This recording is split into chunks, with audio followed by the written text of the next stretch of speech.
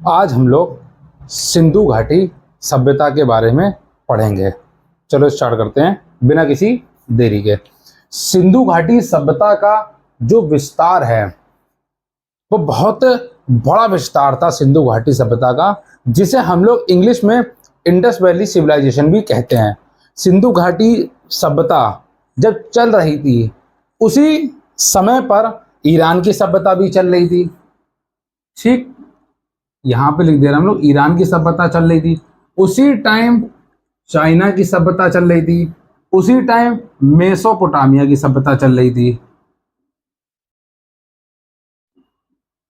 ठीक, सिंधु घाटी सभ्यता जो है उसका विस्तार इतना बड़ा था कि अगर हम लोग मेसोपोटामिया की सभ्यता मिलाएं, ईरान की सभ्यता मिलाएं, चाइना की सभ्यता मिलाएं, तब भी सिंधु घाटी की सभ्यता के मुकाबले बहुत कम है। समझ रहे हो? तो जिस टाइम सिंधु घाटी सभ्यता यानी कि इंडस वैली सिविलाइजेशन चल रहा था उस टाइम इन तीनों की सभ्यता भी चल रही थी, लेकिन सिंधु घाटी सभ्यता का विस्तार इतना बड़ा था कि इन तीनों की सभ्यता मिलाने के बाद भी सिंधु घाटी सभ्यता बहुत बड़ी सभ्यता थी। अब बात करते हैं किस कोनों तक भारत के, पाकिस्तान कितने कोनों तक सिंधु घाटी सभ्यता फैली हुई सभ्यता थी। सिंधु घाटी जो सभ्यता है वो पूरब में आलमगीरपुर मेरठ का जिला है जो कि उत्तर प्रदेश में पड़ता है। पूरब में आलमगीरपुर तक हिडन नदी के किनारे बहती है, हिडन नदी उसके किनारे बहती है। वहां से लेके पश्चिम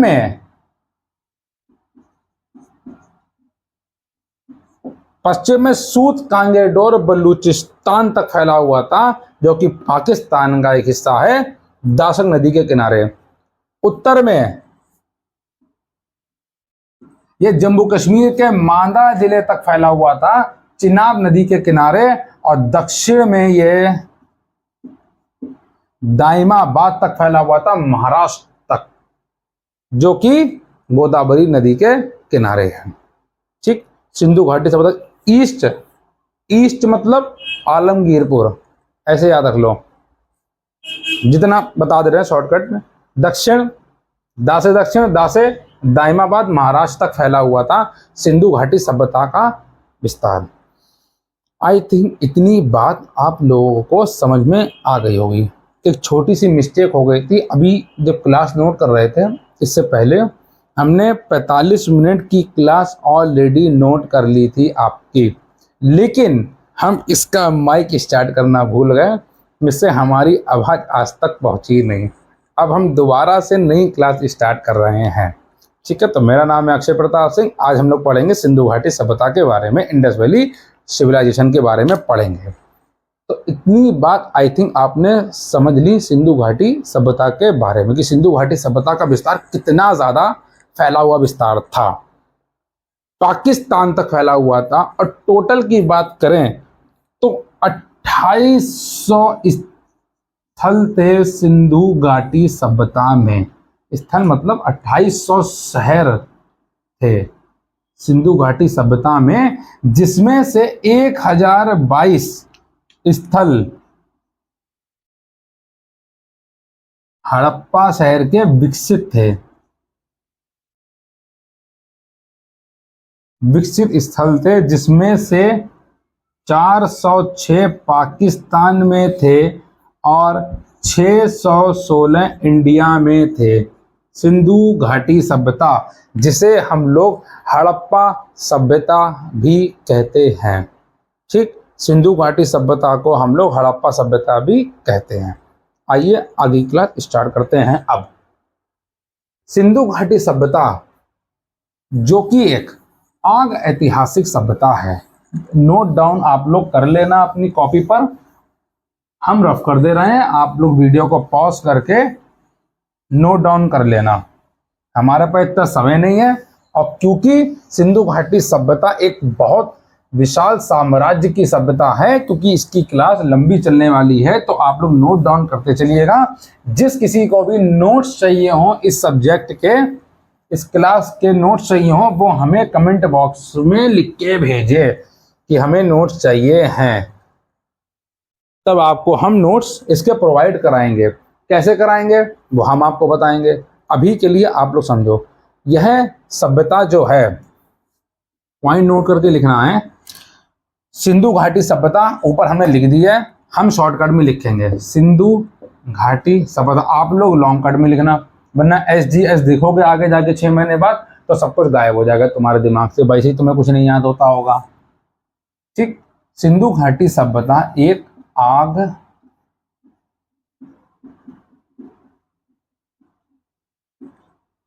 ऐतिहासिक सभ्यता है। ठीक, सिंधु घाटी सभ्यता एक आग ऐतिहासिक सभ्यता है। इसकी जो लिपि थी ये भाव चित्रात्मक थी, यानी कि भाव के द्वारा ही समझा जाता था, प्लस पठनीय थी। यानी सिंधु घाटी सभ्यता में जितने भी साक्ष्य मिले हैं उस टाइम के लोग उन्हें पढ़ नहीं सकते थे, अनपढ़ सभ्यता थी ये, लोग इसे पढ़ नहीं सकते थे। अपठनीय सभ्यता थी, भाव चित्रात्मक लिपि में लिखी गई थी। और जैसे कि हम और आप आज की जनरेशन में हम लोग बाएं से दाएं की ओर लिखते हैं, जैसे आपने हमें देखा है कि हम लोगों ने बाएं से दाएं की ओर लिखना चालू किया। सिंधु घाटी सभ्यता जस्ट अपोजिट थी। सिंधु घाटी सभ्यता जो थी ये दाएं से बाएं की ओर लिखी जाती थी, दाएं से बाएं की ओर। अब तुम लोग ढेर काबिल हो, इतना भी नहीं समझोगे। बायां होता है उल्टा हाथ और दायां होता है सीधा हाथ, समझ गए? बायां होता है लेफ्ट और दायां होता है राइट। इतनी बात ठंडे दिमाग से, पीस ऑफ माइंड समझ जाओ। ठीक, शांत दिमाग से समझ जाओ। दाएं से बाएं की ओर चलती थी सिंधु घाटी सभ्यता की जो लिपि है, भाव चित्रात्मक थी, अपठनीय थी, आग ऐतिहासिक सभ्यता में हम लोग पढ़ते हैं सिंधु घाटी सभ्यता में। ठीक, दूसरा पॉइंट लिखिए आप लोग, इसको हम जो है रफ कर दे रहे हैं, फिर आपको हम दूसरा पॉइंट लिखवाएं इसका, यहीं पे लिख लो।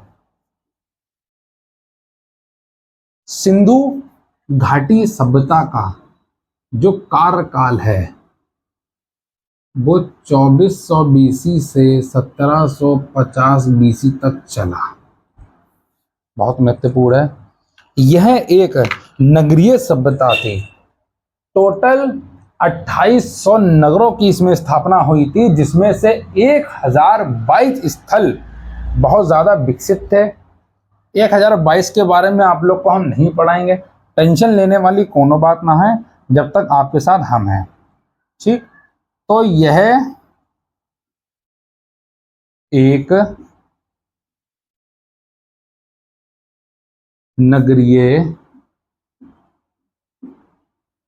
सभ्यता है। बहुत महत्वपूर्ण पॉइंट है। ऊपर की लाइन को हम रफ कर दे रहे हैं, आप लोग अपने अगर खुद के नोट्स बनाते हैं तो इससे बढ़िया तो कोई बात नहीं है। हमारी भी मेहनत बच जाएगी और आपकी मेहनत डबल हो जाएगी। लेकिन आप फिर हमें कमेंट करना, इतना ज़्यादा एक्स्ट्रा मेहनत करने की आपकी ज़रूरत नहीं है, आपको ज़रूरत नहीं है। अभी अपन बैठे हैं आपके लिए, और जब तक हम बैठे हैं आप लोग को टेंशन लेने की कोई ज़रूरत नहीं है। यह सभ्यता कांस्य युगीन थी। तुम लोग पूरा लिखना, यह सभ्यता, हम सिर्फ कांस्य युगीन सभ्यता लिखेंगे। यह सभ्यता कांस्य युगीन सभ्यता थी। कांस्य का जो प्रयोग है ये तांबा प्लस टीन को मिलकर बनता था। टीन जो है हम लोगों को कहाँ से प्राप्त होती थी और तांबा हम लोगों को कहाँ से प्राप्त होता था। तीर बना दे रहे हैं बाजू वाले के ना, लग जाए बेटा आराम से, आप लोग भी तीर बना लेना। टीन जो है ये ईरान से आती थी हमारे लिए, और तांबा जो है ये खेतड़ी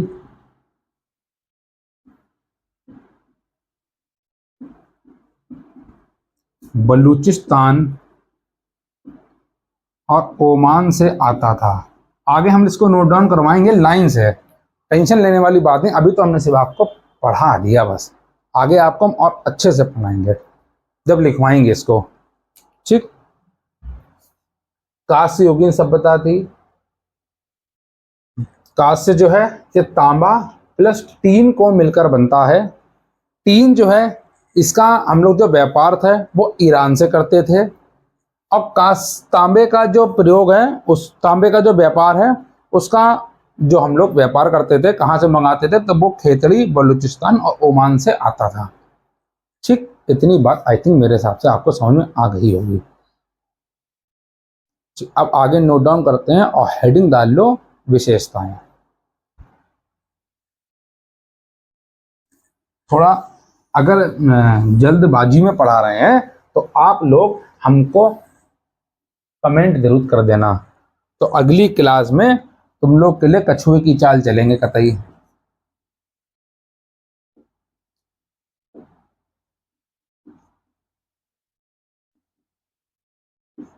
विशेषताएं देखिए,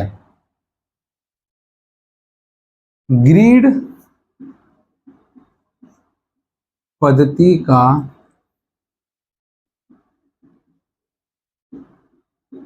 प्रयोग किया गया।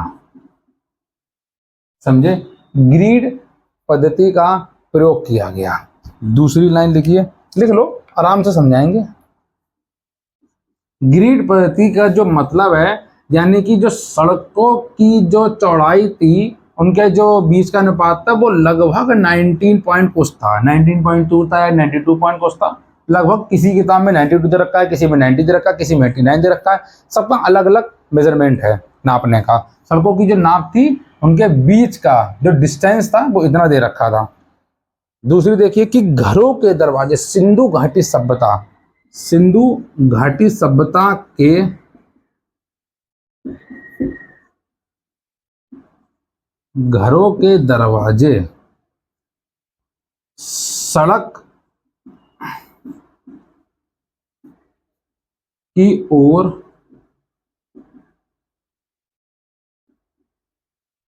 ना खुलकर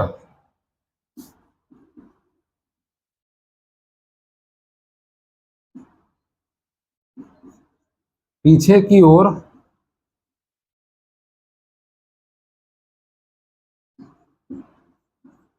खुलते थे। देखो, मान लो ये घर है आपका, ये जा रही सड़क, तो इसके जो घरों के दरवाजे और खिड़कियां हैं वो इस ओर नहीं खुलते थे बल्कि पीछे की ओर खुलते थे। सिंधु घाटी सभ्यता में खिड़की और दरवाजे सड़क की ओर ना खुलकर पीछे की ओर खुलते थे।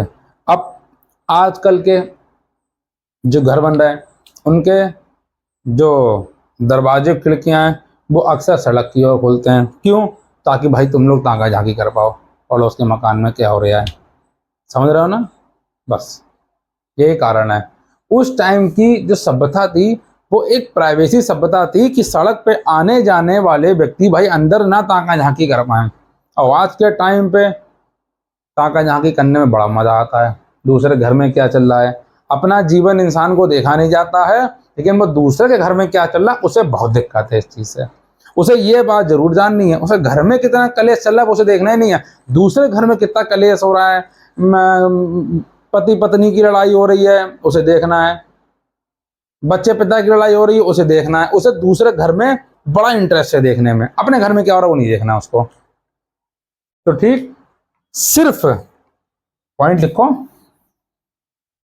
कि सिर्फ, हम थोड़ा लिखेंगे बाकी आप लिखेंगे, सब कुछ नहीं लिखेंगे हम। लोथल के घरों के दरवाजे, लोथल एक शहर था, उसके घरों के दरवाजे सड़क की ओर खुलते थे। ठीक, लोथल के घरों के दरवाजे सड़क की ओर खुलते थे। सिंधु घाटी सभ्यता में नहीं, लोथल के दरवाजे, लोथल के घरों के दरवाजे सड़क की ओर खुलते थे, बाकी के नहीं खुलते थे। ठीक है बाबूजी, आइए आगे पढ़ते हैं। यार भैया टाइम बहुत हो रहा है। लिखो, पक्की कच्ची पक्की, पक्की और अलंकृत ईंटों के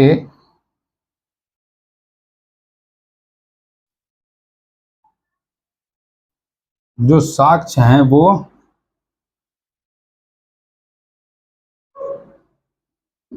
कालीबंगन से मिले। ठीक है ना, नोट डाउन कर लेना, वीडियो को पॉज करके नोट डाउन करिएगा। हम थोड़ा सा तेज पढ़ाएंगे आज, क्योंकि सिंधु घाटी सभ्यता हम फिर बता रहे एक विशाल पार्ट है, बहुत बड़ा पार्ट है, तो हम थोड़ा जल्दी पढ़ाएंगे बिना किसी देरी के। तो विशेषताएं मिटा दे रहे हैं, पीछे से लिखेंगे तभी लिख पाएंगे।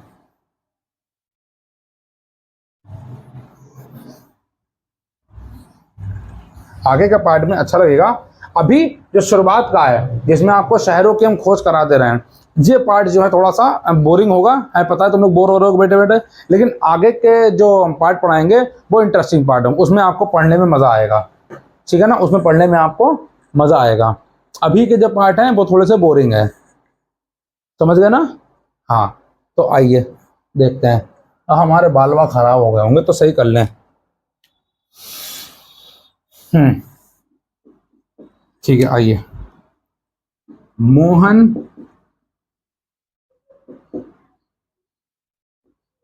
जोदड़ो से प्राप्त एक बृहत स्नानागार मिला।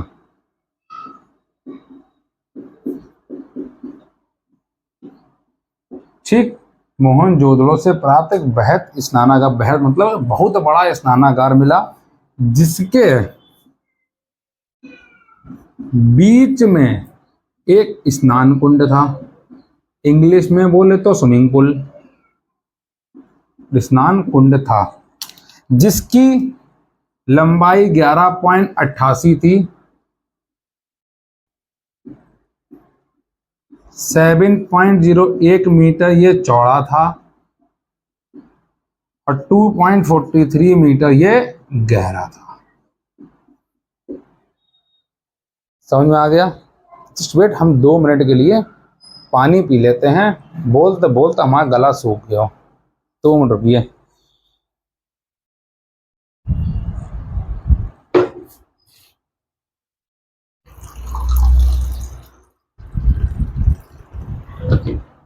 जब तक आप लोग नोट डाउन करिए,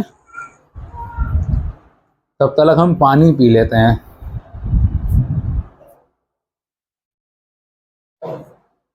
ऑलरेडी 45 मिनट की क्लास हम नोट कर चुके थे, बस ये हमने जो है ओपन नहीं किया, तो आप तक आवाज ही नहीं पहुंची, हम खाली बड़बड़ाते रहे।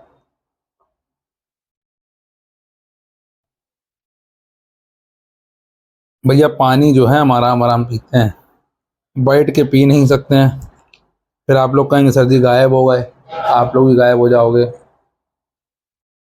वैसे तुम लोग गायब होने के चक्कर में लगे रहते हो।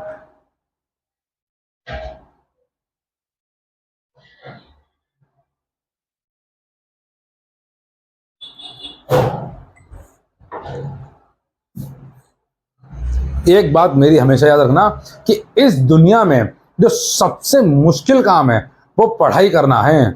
याद रखना, सबसे मुश्किल काम है इस दुनिया में पढ़ाई करना। बाकी सारे काम आप कर सकते हो, आप 8 घंटे रील देख सकते हो। याद रखना कि इस दुनिया में सबसे मुश्किल काम जो है वो पढ़ाई करना है। बाकी जीवन के सारे काम आप कर सकते हो, 10 घंटे रील देख सकते हो, लेकिन 1 घंटे की पढ़ाई नहीं कर सकते हो आप लोग। ठीक, आप लोग नाच देख सकते हो, गाना देख सकते हो, सब कुछ देख सकते हो। 2-2 घंटे मोबाइल चला रहे हैं, 10-10 घंटे मोबाइल लेकर बैठे हुए हैं, सुबह से लेकर रात तक अपनी महबूबा से बातें कर रहे हैं। उसमें आप लोग बोर नहीं होंगे, क्यों? क्योंकि आपको इंटरेस्टिंग का काम है, वो आपके इंटरेस्ट का काम है, उसमें आपको मजा आ रहा है करते हुए। लेकिन पढ़ाई 1 घंटे कर लोगे तो आप ब्रेक मांगोगे। आधे घंटे की पढ़ाई करने के बाद इंसान कहते हैं ब्रेक कर लें, एक सिगरेट पी आते हैं जाके। ये समझ रहे हैं? आधे घंटे ब्रेक करने के बाद कहते हैं हम सिगरेट पी आते हैं जाके। तो इस दुनिया में जो सबसे मुश्किल काम है वो पढ़ाई करना है। हर इंसान आज के टाइम पे व्यापार कर सकता है, परचूनी की दुकान खोल लेगा, छोटी मोटी कन्फेक्शनरी की दुकान खोल लेगा, कॉस्मेटिक की दुकान खोल लेगा, सब कुछ कर सकता है वो इतना बड़ा काम नहीं मेरे हिसाब से। और वो लोग कहते हैं स्टार्टअप कर रहे हैं, अरे भाई छोटी सी दुकान खोलने का मतलब स्टार्टअप करना नहीं होता है, समझ गए ना। पढ़ाई जो है वो बहुत ही एकाग्र माइंड से करी जाती है, बहुत ही शांत दिमाग से। आपका दिमाग शांत होगा तभी पढ़ाई कर पाओगे। बिजनेस करने के लिए माइंड कौन सा साथ चाहिए, प्राइवेट नौकरी करने के लिए कौन सा माइंड साथ चाहिए। आप पूरा दिन घूमते रहो, शाम में जाके उनका टारगेट पूरा कर दो, नौकरी पूरी हो गई। लेकिन पढ़ाई इस दुनिया में सबसे मुश्किल काम है, हर इंसान से पढ़ाई नहीं हो सकती है। बस है, तुम देख लो आज के टाइम पे जो किताब पढ़ रहा होता है उसे बेवकूफ समझा जाता है। अगर आप ट्रेन में जा रहे हो और आप किताब पढ़ रहे हो तो उसे क्या समझेगा, अरे ये बड़ा पढ़ाकू है, बेवकूफ कहीं का, किताब पढ़ रहा है। लेकिन उसी के सामने अगर आप 2 घंटे मोबाइल चला रहे हो तो आपको बड़ा महान समझा जाएगा। अरे अपना अपना टैलेंट है भाई, आपको मोबाइल चलाना पसंद है, हमको किताब पढ़ना पसंद है। आप अपना मोबाइल चलाओ, हमने किताब पढ़ेंगे। जिसको जो पसंद हो अपना वो काम करे। मन की शांति बहुत ज़रूरी है इस ज़िंदगी के अंदर, बहुत ज़रूरी है मन की शांति। और हर इंसान इसी की खोज में लगा हुआ है। पैसा तो लाखों करोड़ों कमा लेते हैं लोग, लेकिन मन की शांति वो कोई नहीं कमा पाता है। अब मन की शांति सिर्फ 2 ही चीज़ों से कमा पाओगे, कि जब आप अपने फैसले पे काम करोगे, अपने लिए काम करोगे, वो चीज़ करोगे जो आपको अच्छी लगती हो, तभी आपका मन शांत होगा और जो भी काम आप जिंदगी में करोगे आप उसको बखूबी तरीके से निभा पाओगे।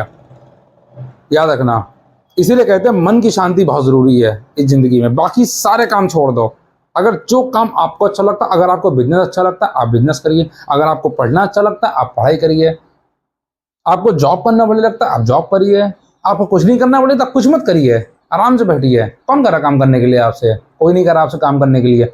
नहीं करना तो मत करो, शांत बैठो, लेकिन दूसरों को परेशान भी मत करो, अकेले बैठो बस। आ जाओ पढ़ते हैं आगे। ठीक, स्नान कुंड प्राप्त हुआ मोहनजोदड़ो से। ये कुछ महत्वपूर्ण सी विशेषताएं हैं सिंधु घाटी सभ्यता के बारे में, इंडस वैली सिविलाइजेशन के बारे में, जिसे हम लोग इंडस वैली सिविलाइजेशन कहते हैं। अब हम आपको पढ़ाएंगे बहुत ही महत्वपूर्ण चीजें, आइए देखते हैं। बहुत ही महत्वपूर्ण टॉपिक स्टार्ट करने जा रहे हैं और थोड़ा सा बोरिंग है, हम जल्द से जल्द इसको खत्म कर देंगे। परेशान होने की जरूरत नहीं है किसी को भी। बात करते हैं सिंधु घाटी सभ्यता, जो एक नगरीय सभ्यता थी, उसमें 6 बड़े स्थल देखे गए। टोटल तो 2800 थे, 1022 विकसित थे, ठीक, 406 जो है पाकिस्तान में थे और 616 जो है इंडिया में थे। लेकिन जो महत्वपूर्ण की बात करी जाए, सिंधु घाटी सभ्यता में जो महत्वपूर्ण स्थल जो थे वो कुछ थे, सब आपको याद नहीं कराएंगे, सब एग्जाम में आते भी नहीं है, जो बार बार रिपीट होते हैं उसी को हम आपको पढ़ाएंगे। ठीक, आइए देखते हैं। सबसे पहला आता है हड़प्पा। सिंधु घाटी सभ्यता को हम लोग हड़प्पा सभ्यता भी कहते हैं। दूसरी आती है मोहनजोदड़ो।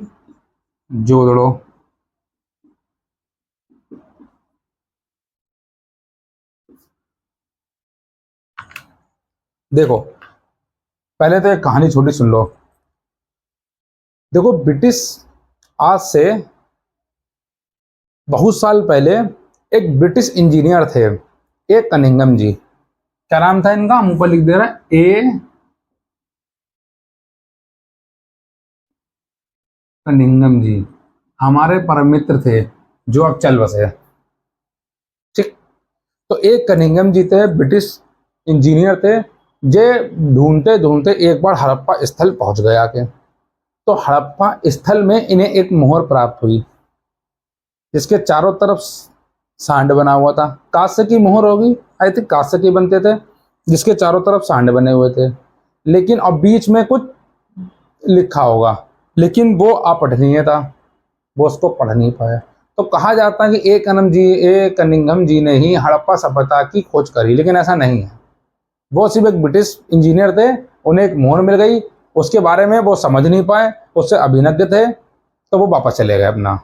ठीक, उसके बाद जो सबसे पहले स्थल की खोज करी गई वो है हड़प्पा सभ्यता की खोज करी गई, जो कि राम बहादुर दयाराम सहानी जी ने करी। हमारे ही पड़ोस में रहते थे। 1921 में मेरे साथ ही इन्होंने हड़प्पा सभ्यता की खोज करी। कहाँ पे करी? रावी नदी के किनारे हम लोग ताश खेल रहे थे, वहां करी थी, जो कि मोंटगोमरी पाकिस्तान में है। मोंटगोमरी पाकिस्तान में है। कहा जाता है कि सिंधु घाटी सभ्यता पहले बहुत उपजाऊ सभ्यता थी, वहाँ की फसल बहुत अच्छी होती थी, लेकिन जब से बाढ़ का प्रकोप आया, जब से वहाँ पे क्षति हो गई, तब से सिंधु घाटी सभ्यता आज के टाइम पे वो इतनी उपजाऊ नहीं रह गई है। ठीक, रावी नदी के किनारे मोंटगोमरी पाकिस्तान में। बात करते हैं मोहनजोदड़ो की। ठीक बेटा, मेरी राइटिंग जो है थोड़ी सी खराब है, आप लोग अच्छे से लिखना, साफ साफ तरीके से। हम छोटी लिखते हैं तो अच्छी लिखते हैं। तुम लोगों ने कमेंट किया कि बड़ी बड़ी राइटिंग लिखो, तो हम भाई बड़ी लिखेंगे तो हम ऐसे ही लिखेंगे। देखो ऊपर थोड़ा लिख दे रहे हैं, जगह तो ऊपर खाली है। मोहनजोदड़ो।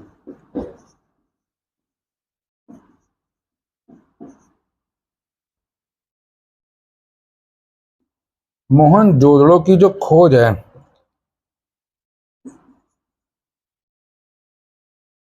वो राखल दास बनर्जी जी ने की थी 1922 में। ठीक, यह जो है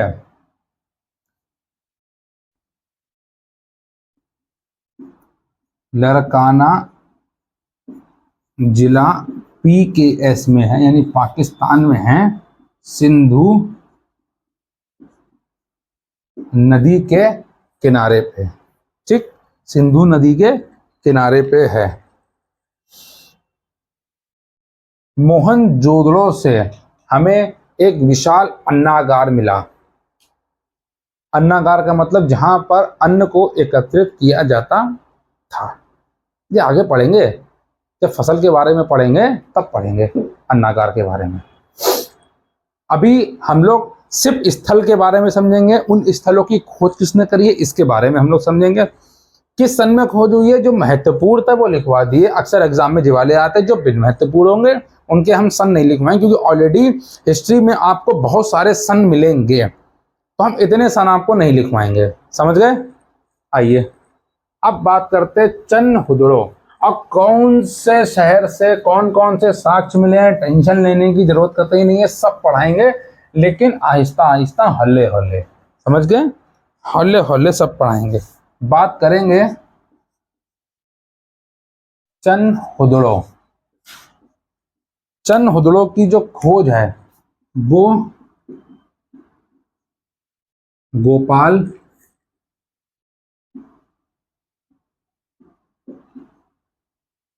मजुमदार जी ने करी। ठीक है, चनहुदड़ो की खोज गोपाल मजुमदार ने करी थी। यह जो है सिंध प्रांत पाकिस्तान में है।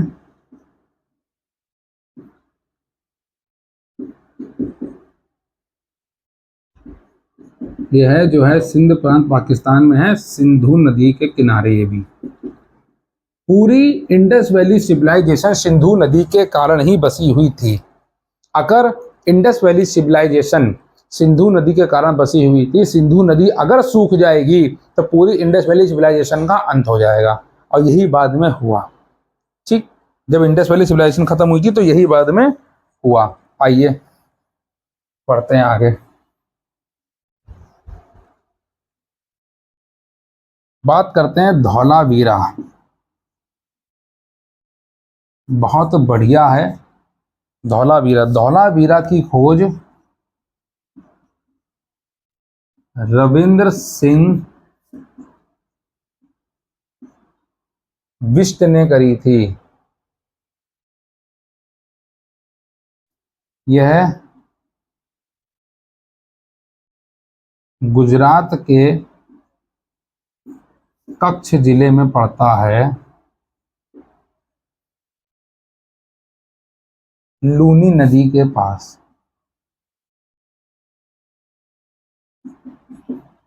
ठीक है ना, गुजरात के कच्छ जिले में पड़ता है, लूनी नदी के पास।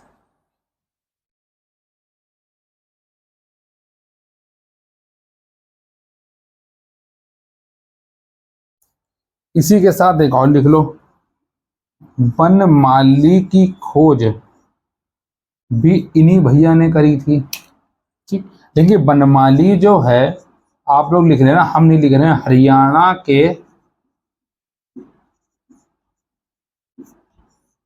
हिसार जिले में पड़ता है। और हरियाणा के हिसार जिले में कौन सी नदी बहती है, ये आप लोग हमें कमेंट करके बताएंगे। ठीक, लेकिन चलो हम आगे तुमसे कमेंट करवा ले, कहीं बता दे रहे, रंगोई नदी। अभी तुमसे कमेंट करवाएंगे लल्ला। बनमाली हो गया, धौलावीरा आ गया, अब बात करते हैं रंगपुर की। रंगपुर को रंग दो। अभी सिर्फ आपको हम खोजे बता रहे हैं, इसलिए आपकी तरफ नहीं देख रहे हैं हम, पहले ये बता देंगे और फिर आपकी तरफ हम देखेंगे। रंगपुर की जो खोज है वो रंगनाथ राव ने की थी। यह गुजरात के कठियावाड़ जिला में पड़ोथई, ठीक है ना, मादर नदी के पास।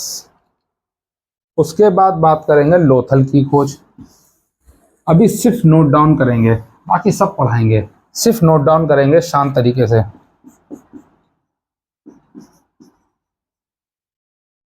ये महत्वपूर्ण शहर है, इन्हीं को बताएंगे। लोथल की खोज भी इन्हीं भाई साहब ने करी थी। और लोथल जो है, जो गुजरात के कौन से जिले में पड़ता है, ये आप बताएंगे। ठीक, नदी हम बता दे रहे हैं, भोगवा नदी के पास पड़ता है। सब कुछ हम ही बता देंगे तो आप लोग क्या पढ़ोगे। लोथल की खोज कहाँ चाहिए, तो कमेंट बॉक्स में हमें कमेंट करेंगे कि लोथल गुजरात के कौन से जिले में पड़ता है। ठीक, आगे बात करते हैं आलमगीरपुर की। अभी पढ़ाएंगे सिंधु घाटी सभ्यता, बहुत बड़ा लेसन है, बहुत आराम आराम पढ़िए।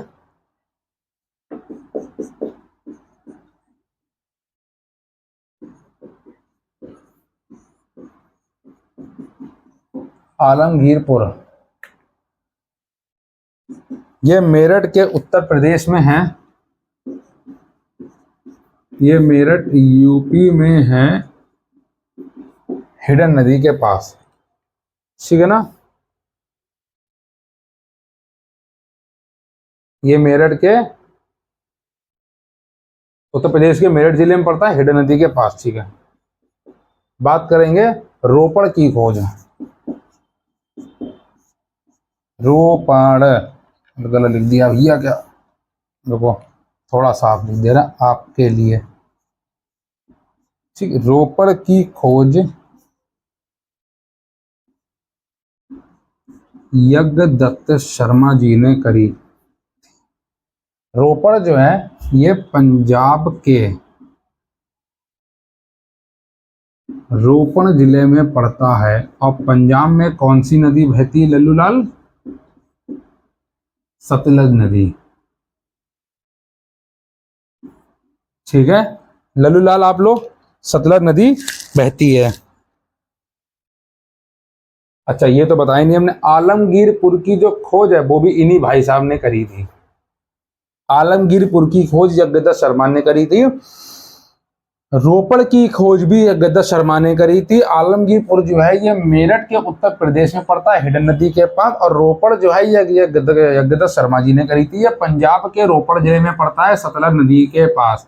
पिछली क्लास में बहुत बातें हमने करी थी, इस क्लास में थोड़ी सी कम करेंगे, लेकिन अब करेंगे इसके बाद बातें।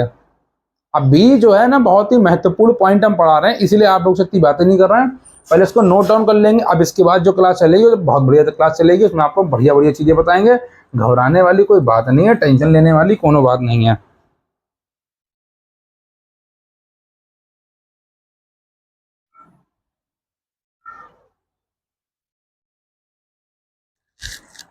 लिखिए सूत कांगे डोर।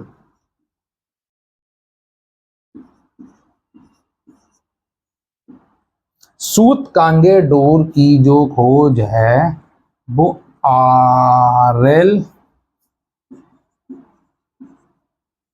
स्टाइन ने की थी।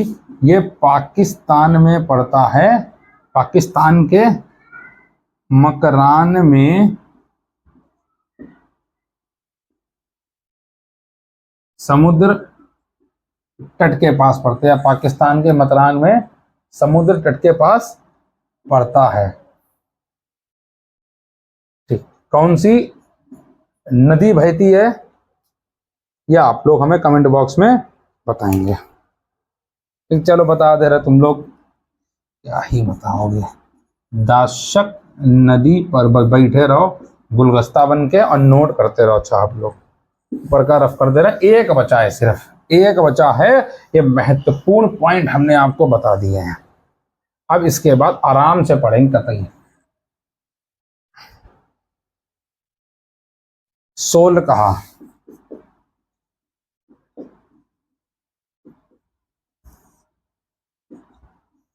सोल कहा की खोज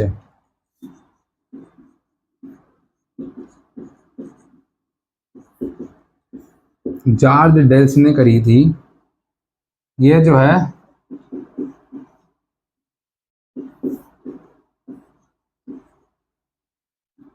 शादी कौर नदी के पास पड़ता है। और सोल कहा किस शहर में है, ये आप लोग हमें कमेंट बॉक्स में बताएंगे। ठीक, सोल कहा की खोज जॉर्ज डेल्स ने करी थी। ये शादी कौर नदी के पास में है, किनारे पे। और ये किस शहर में पड़ता है, किस जिले में पड़ता है, ये आप लोग हमें कमेंट बॉक्स में बताएंगे। जस्ट वेट, हम पानी पी लें, प्यास लग रही है।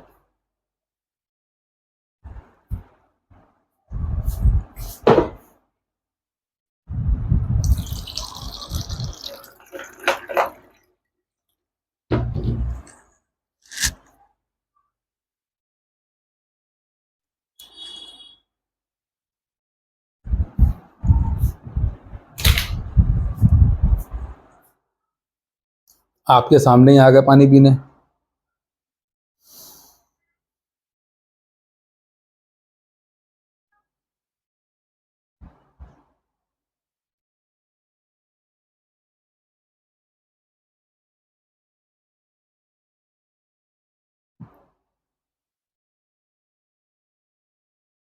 मेरे ख्याल से आप लोगों ने इतनी मेरी बात समझ ली। सिंधु घाटी सभ्यता का विस्तार कहाँ से कहाँ तक हुआ। ठीक, सिंधु घाटी सभ्यता में जितने भी बड़े नगर थे, महत्वपूर्ण नगर थे, उनकी खोज किसने करी, ये आपने बात समझ ली। ए कनिंघम जी कौन थे, हड़प्पा की खोज ने करी। सिंधु घाटी सभ्यता को ही हड़प्पा सभ्यता भी कहते हैं। ठीक, सिंधु घाटी सभ्यता में 2800 स्थल थे, जिसमें से 1022 जो थे वो विकसित शहर थे, उसमें से 406 पाकिस्तान में थे और 616 इंडिया में थे, यानी कि भारत में थे।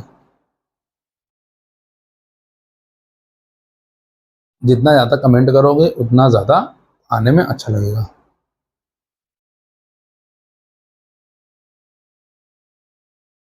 पानी भैया हम आराम आराम ही पीते हैं, पहले भी और अब भी। अब बात करते हैं फसल की, कि सिंधु घाटी सभ्यता में प्रमुख फसलें कौन कौन सी थी और पशुपालन में क्या क्या आया। ठीक है ना।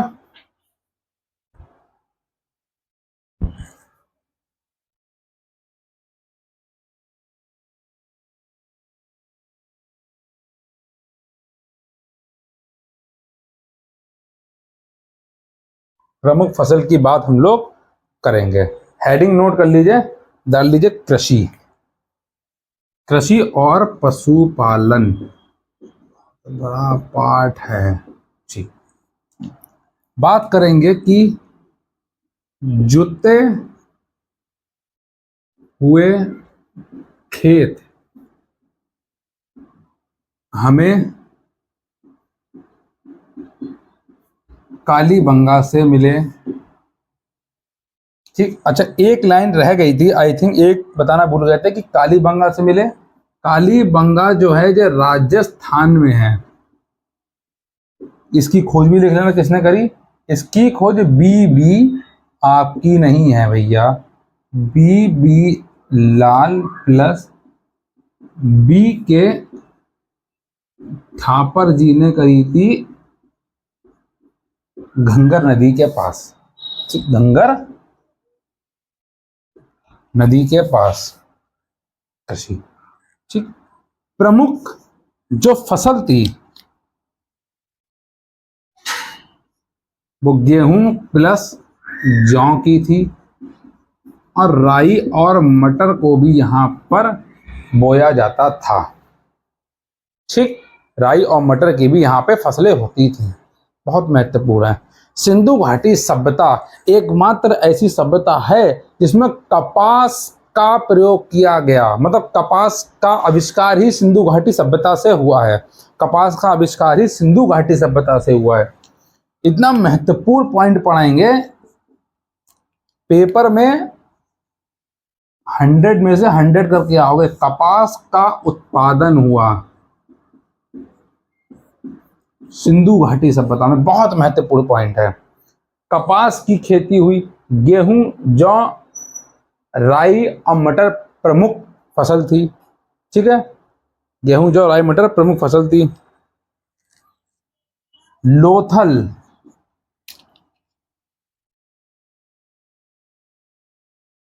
और रंगपुर से चावल के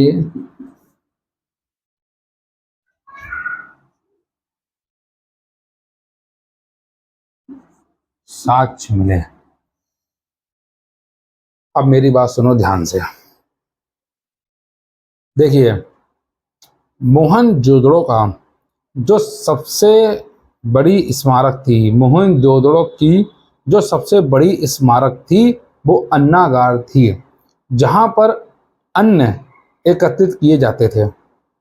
ठीक, बहुत हौले हौले समझाएंगे। जहां पर अन्न एकत्रित किए जाते थे, जब लोथल में और रंगपुर में साक्ष्य ढूंढे गए तो अन्नागार की जो दरारें थी उसमें गेहूं के साक्ष्य पाए गए। गेहूं पाया गया दरारों में पड़ा हुआ, समझे। जौ पाया गया उन दरारों में पड़ा हुआ। तभी हमें समझ में आया कि ये चीजें पहले सिंधु घाटी सभ्यता के लोग इस्तेमाल करते थे। मटर भी मिली होगी वहां से, राई भी मिली होगी वहां से, तो वहां के लोग इसका इस्तेमाल करते थे। इतनी बात आई थिंक मेरे हिसाब से आप लोगों की समझ में आ गई होगी। समझ गए आप लोग। आइए, हम तो सोच रहे हैं आज ही सिंधु घाटी सभ्यता पूरी पूरी पूरी 1-1.5 घंटे क्लास में पूरी की पूरी खत्म करा देंगे। पूरी भैया, कोशिश हम यही करेंगे कि आज ही खत्म करा दे, बात की दिक्कत नहीं रखेंगे। सिंधु घाटी सभ्यता की सबसे बड़ी इमारत जो थी वो अन्नागार थी। नोट कर लेना, बहुत बढ़िया पॉइंट है। नोट कर लोगे आप लोग तो एग्जाम के टाइम पे रिवीजन करने में दिक्कत नहीं होगी, और नोट नहीं करोगे तो आप लोग को दिक्कत हो जाएगी। जिस किसी को भी क्लास के नोट्स चाहिए हो वो हमें कमेंट बॉक्स में मैसेज करे, फिर हम उसे बताएंगे। सिंधु घाटी सभ्यता की सबसे बड़ी स्मारक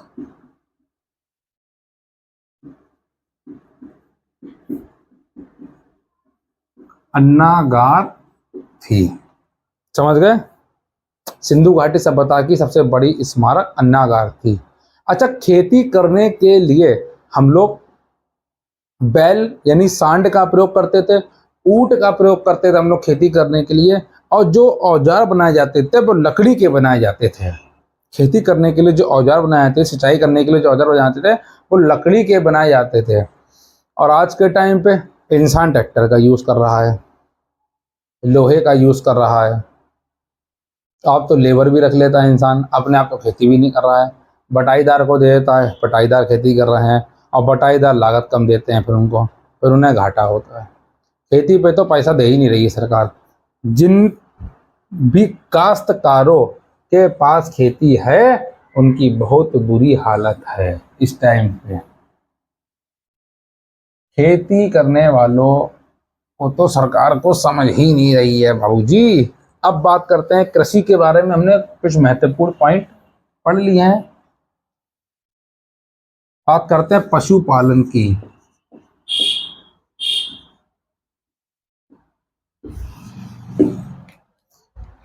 पशुपालन में देखो, कुत्ता बिल्ली तो शुरुआत से ही हम लोग पाल रहे हैं, ठीक। लेकिन जो महत्वपूर्ण थे वो बैल था, ऊंट था, ठीक।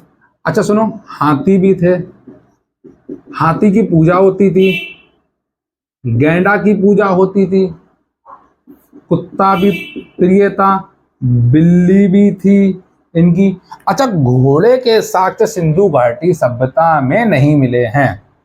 जो घोड़े के साक्ष्य हैं वो कहा जाता है कि घोड़े के जो साक्ष्य हैं, अलग से पॉइंट लिखेंगे नीचे के लिए, कि घोड़े के साक्ष्य, घोड़ा इतना प्रिय नहीं माना गया सिंधु घाटी सभ्यता में, और घोड़े का इतना महत्व भी हमें नहीं दिखा सिंधु घाटी सभ्यता में। घोड़े के जो साक्ष्य हैं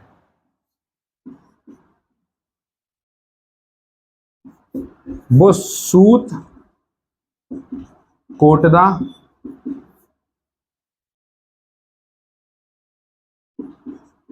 लोथल में हमें देखने को मिले, ठीक। जो कि टेराकोटा की मूर्ति से हमें देखने को मिली। एक घोड़े के साक्ष्य में टेराकोटा की मूर्ति थी, उससे भी हमें घोड़े के साथ देखने को मिले, ठीक। काली बंगा से भी देखने को मिले, काली बंगन से भी हमें घोड़े के साक्ष्य देखने को मिले। इतनी बात मेरे हिसाब से आप लोग की समझ में आ गई होगी। सिंधु घाटी सभ्यता में जो प्रमुख जानवर थे वो हाथी की पूजा करी जाती थी, गैंडे की पूजा करी जाती थी। बैल तो प्रमुख था ही सिंधु घाटी सभ्यता में, लेकिन कुत्ते बिल्ली ये तो सभ्यता में पहले से आ गए थे हम लोग के साथ नहीं, सॉरी सिंधु घाटी सभ्यता में, ठीक। तो घोड़े के साक्ष्य देखने को हमें सिंधु घाटी सभ्यता में इतना नहीं मिला। घोड़ा इतना प्रिय जानवर नहीं माना गया, घोड़े के बारे में इतनी जानकारी सिंधु घाटी सभ्यता में नहीं मिली। वो सारे के सारे जो घोड़े के साक्ष्य है वो वैदिक सभ्यता में देखे जाएंगे, इसमें हमें इतने ज़्यादा साक्ष्य नहीं मिले सिंधु घाटी सभ्यता में। बैल दिखा, ठीक, और ऊँट दिखा, ऊँट के संग खेती होती थी, बैल के संग खेती होती थी, और लकड़ी के औजारों का प्रयोग किया गया सिंधु घाटी सभ्यता में। अब हम लोग बहुत ही महत्वपूर्ण पॉइंट पढ़ने जा रहे हैं सिंधु घाटी सभ्यता के बारे में, जो है धार्मिक के बारे में, कि धर्म कैसा था। धार्मिक विशेषताओं के बारे में बात करेंगे। हेडिंग डाल लीजिए, धार्मिक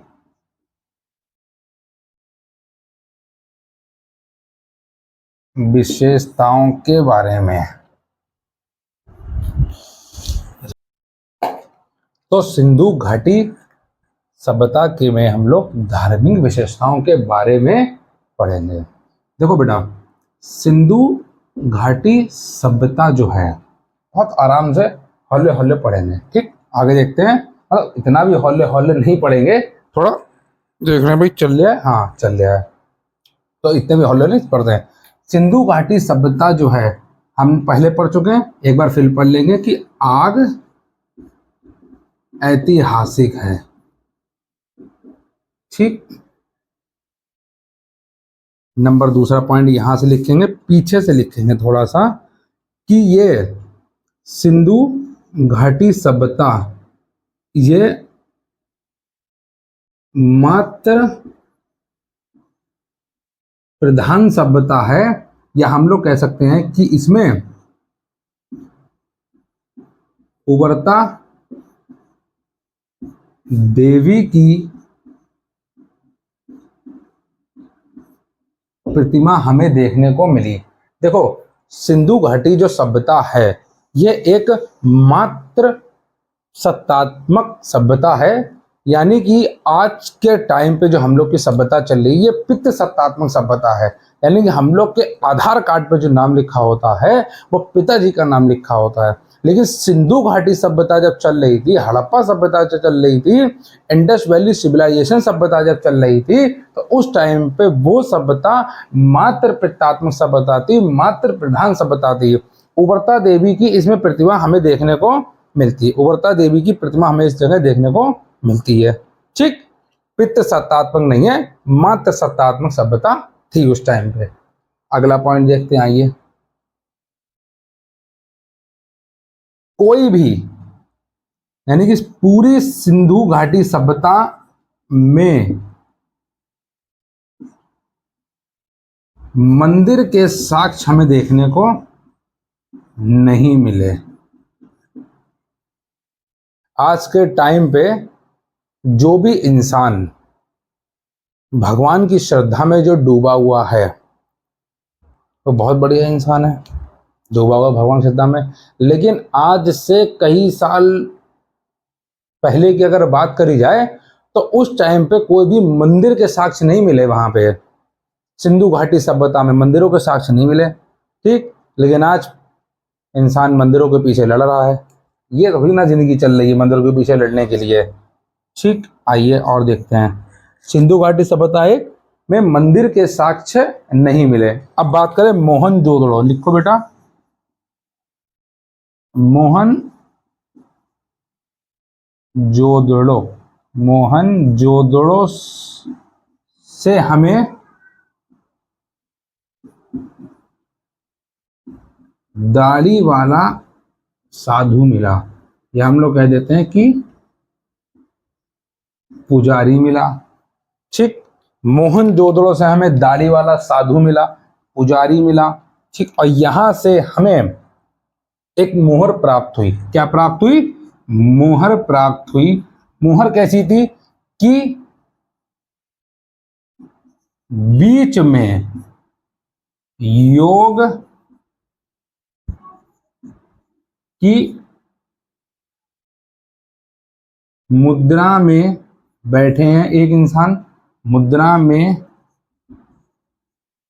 बैठे, यानी कि हम चित्र बना दे रहे, बीच में मान लो ये है, बीच में योग की मुद्रा में बैठे, अरे सॉरी, बीच में योग की मुद्रा में बैठे हुए हैं। समझ लो ये हो आप। बढ़िया लग रहा है चित्र आपका? बढ़िया लगेगा, हम बना रहे हैं। और चारों तरफ बैल बैठे हुए हैं। देखो बैल हमें बनाना नहीं आता है तो आप लोग समझ जाना। ठीक, चारों तरफ बैल बैठे हुए हैं। तो ये हमें वहां पे मोहर मिली। कहाँ मिली? मोहनजोदड़ो में ये मोहर हमें देखने को मिली। ठीक, तो सिंधु घाटी सभ्यता एक मात्र प्रधान सभ्यता थी, मात्र सत्तात्मक सभ्यता थी, पित्त सत्तात्मक सभ्यता नहीं थी।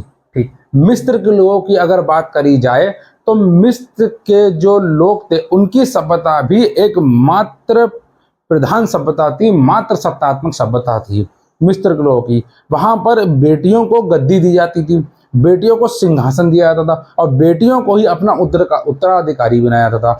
आज के टाइम पे सबसे ज्यादा जो हत्या करी जा रही है वो बेटियों की जा रही है। क्यों? क्योंकि उन्हें खिलाने का पैसा नहीं है किसी के पास में, उनके पढ़ाई कराने का पैसा नहीं है, और सबसे मेन चीज आज का मतलबी इंसान सोचता है कि बेटियों से प्रॉफिट ही क्या होगा, जिंदगी भर देना ही देना है बेटियों को। इसलिए आज का इंसान बेटी पैदा करना चाहता नहीं है, और इसलिए बेटी पैदा होने के बाद इंसान नालों में फेंक देता है, नदियों में फेंक देता है, रोड में फेंक के चला जाता है बेटियों को, भ्रूण हत्या करा देता है।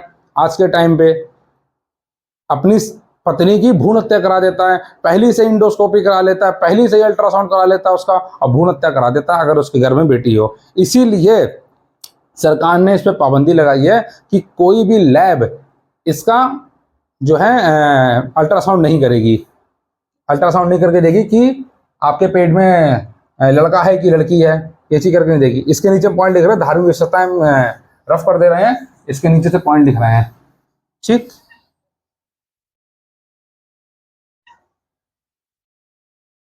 भ्रूण हत्या कर रहे हैं लोग, भ्रूण हत्या। ठीक है, आइए पढ़ते हैं।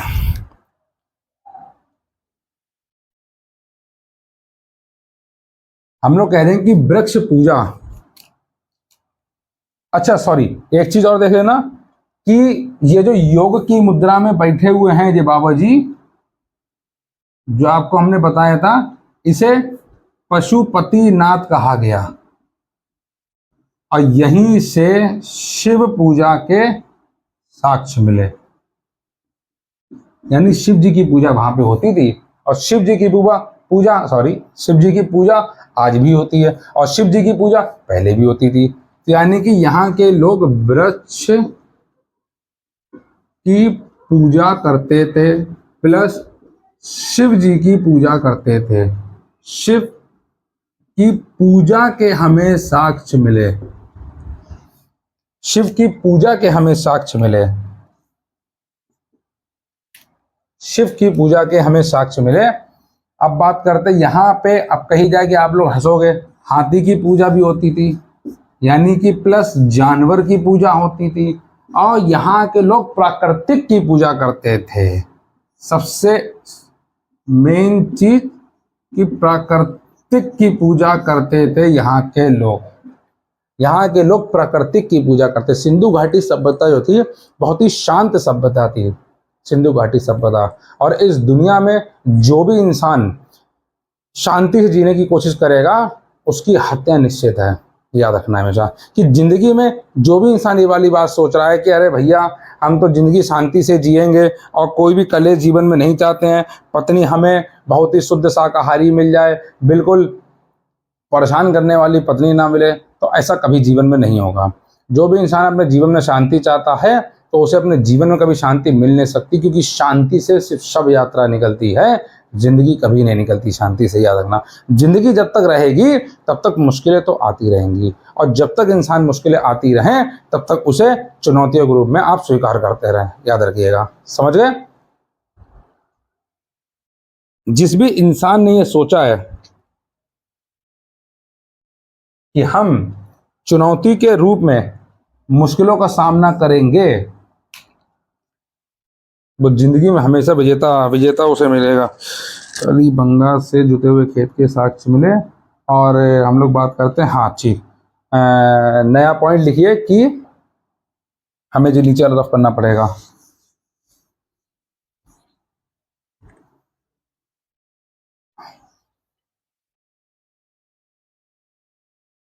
यहां से लिखो। अच्छा, शव को जलाने के प्रावधान मिले हमें। शव को जलाने, शव के प्रावधान लिखो पहले। अच्छा, जलाने के तो बाद में बताएंगे। शव के प्रावधान हमें देखने को मिले। अब देखो, शव को जलाने की जो प्रक्रिया है ये हमें मोहनजोदड़ो से देखने को मिली। हिंदुओं में हम लोग शव को जलाते हैं, ये बात सभी को पता है। ठीक, नीचे लिखो, शव को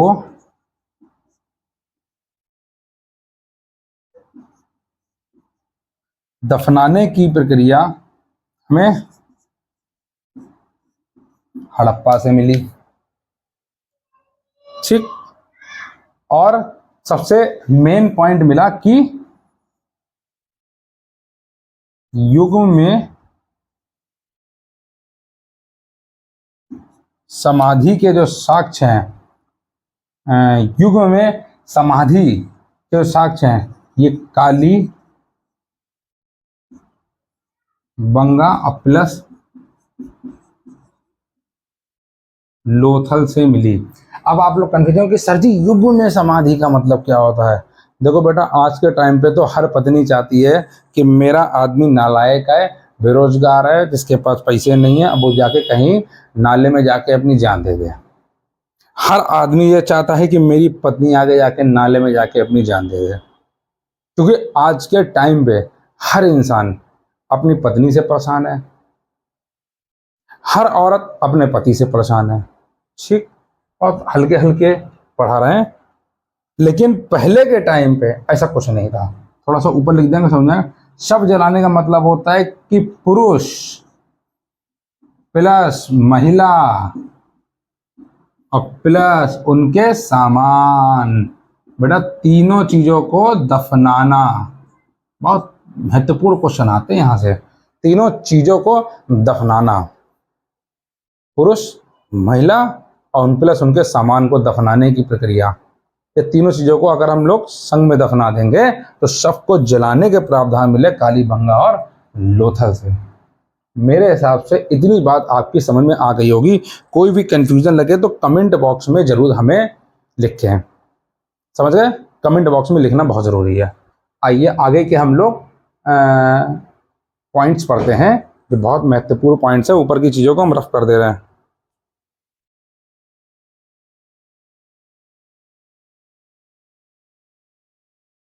अब आपको हम एक बहुत महत्वपूर्ण चार्ट बनाने जा रहे हैं। अच्छा आओ चार्ट देखें। पहले एक बहुत महत्वपूर्ण चार्ट है कि कौन से, जे पहले लिख लो, सबसे बढ़िया है। आओ पढ़ाएं यार, बढ़िया चीज पढ़ाएं, बढ़िया चीज। देखो, जब कौन से स्थल से कौन कौन से हमें साक्ष्य प्राप्त हुई, यहां से क्वेश्चन बहुत इंपॉर्टेंट आता है। स्थल और मिलने वाले वहां से साक्ष्य, बहुत बढ़िया है जी। अच्छा देखो,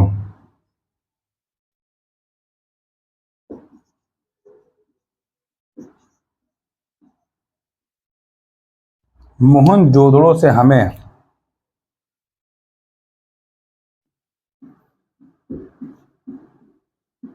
दाढ़ी वाला साधु मिला, नर्तकी की कांस्य मूर्ति मिली, जिसमें नृत्य करते हुए उसको मूर्ति मिली थी, नर्तकी की कांस्य मूर्ति मिली। इधर लिखेंगे हम आगे, सबसे बड़ा अन्नागार मिला, स्नानागार मिला। मोहनजोदड़ो से अन्नागार मिला, स्नानागार मिला, दाढ़ी वाला साधु मिला, नर्तकी की कांस्य मूर्ति मिली। समझे? कहां से मिली? मोहनजोदड़ो से हमें देखने को मिले बहुत से साक्ष्य होंगे। कुछ साक्ष्य बहुत महत्वपूर्ण हैं जो एग्जाम में आते ही आते हैं। तो इतनी चीजें हमें मोहनजोदड़ो से, मेरे पैर में कुछ फंस गया है, इतनी चीजें हमें मोहनजोदड़ो से मिली। ठीक, पशुपति नाथ की मोहर मिली मोहनजोदड़ो से। ये चीज आपको हम पीछे ही बता चुके हैं कि पशुपति नाथ की मोहर मिली। पशुपति नाथ की मोहर कौन? यानी कि शिव भगवान, भगवान शिव के साक्ष्य मिले मोहनजोदड़ो से। नीचे लिखो हड़प्पा, हड़प्पा से हमें एक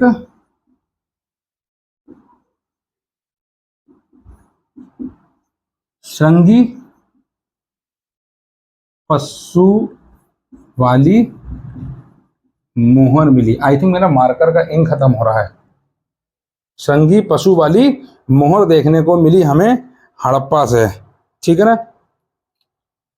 यहीं पे लिखो सेकंड पॉइंट, मात्र देवी की प्रतिमा मिली हमें, मात्र देवी की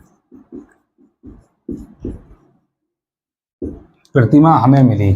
ठीक है ना? अब देखो बहुत इंपॉर्टेंट चीज बताने जा रहे हैं कि मोहनजोदड़ो से हमें दाढ़ी वाला साधु मिला, नर्तकी की कांस्य मूर्ति मिली, पशुपतिनाथ की मोहर मिली। पशुपतिनाथ की मोहर कैसे थी कि बीच में योगी की मुद्रा में बैठे हुए हैं और चारों ओर बैल यानी कि सांड है। ठीक, उसके बाद सबसे बड़ा अन्नागार मिला, स्नानागार मिला। स्नानागार जो था वो हमने आपको पहले पढ़ाया था कि 11.88 मीटर लंबा, 7.01 मीटर चौड़ा और 1.43 आई थिंक 2.43 मीटर गहरा था। ठीक, पिछले क्लास में हमने आपको पढ़ा, पिछले क्लास में तो इसी क्लास में आपको हमने पढ़ा दिया था। ठीक, इसी हड़प्पा सभ्यता से हमें श्रृंगी पशु वाली मोहर मिली और मात्र देवी की प्रतिमा हमें मिली। इतनी बात मेरे हिसाब से तुमको समझ में आ गई होगी। आगे की कहानी हम लोग पढ़ते हैं, इसको रफ करके।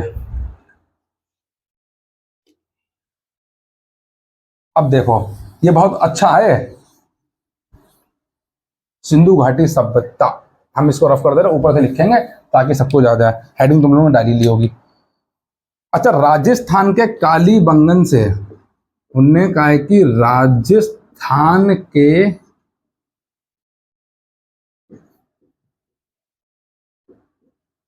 कालीबंगन से हमें अग्नि कुंड के साक्ष्य मिले। पहली चीज हम आगे लिख दे रहे, अग्नि कुंड के साक्ष्य मिले, ठीक। जुते हुए खेत मिले, कालीबंगन से जुते हुए खेत मिले हमें कालीबंगन से। चूड़ी का कारखाना मिला,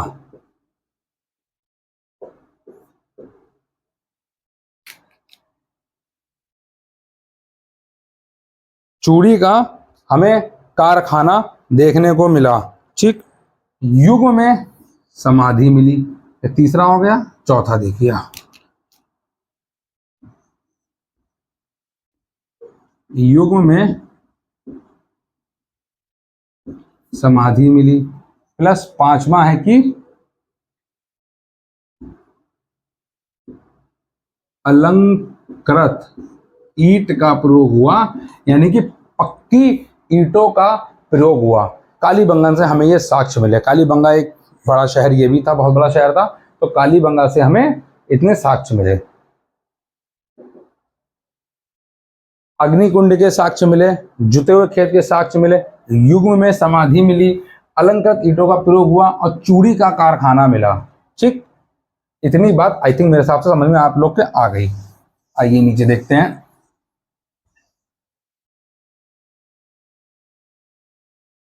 कालीबंगा साक्ष्य हो गया। अब बात करते हैं हम लोग राजस्थान के लोथलों के सूरकोटदा से, राजस्थान के सूरकोटदा से हम लोग को सॉरी गुजरात के सूरकोटदा से हम लोग को सूरकोटदा से किसके, गुजरात, एक ही चीज मिली है, घोड़े के साक्ष्य मिले हैं। घोड़े के साक्ष्य हमें मिले थे, इसमें टेराकोटा मूर्ति से भी देखने को मिले थे। पहले आपको लिखवा चुके हैं सब जगह, अभी हम लाइन से इसलिए लिखवा रहे हैं कि आपको अच्छे से याद हो जाए। घोड़े के साक्ष्य मिले हमें, गुजरात के सूरकोटदा से हमें घोड़े के साक्ष्य मिले। अच्छा, लोथल से भी हमें यही सेम चीजें मिली थोड़ी बहुत। हम करते हैं धौलावीरा से क्या मिला, पहले देखो। अच्छा,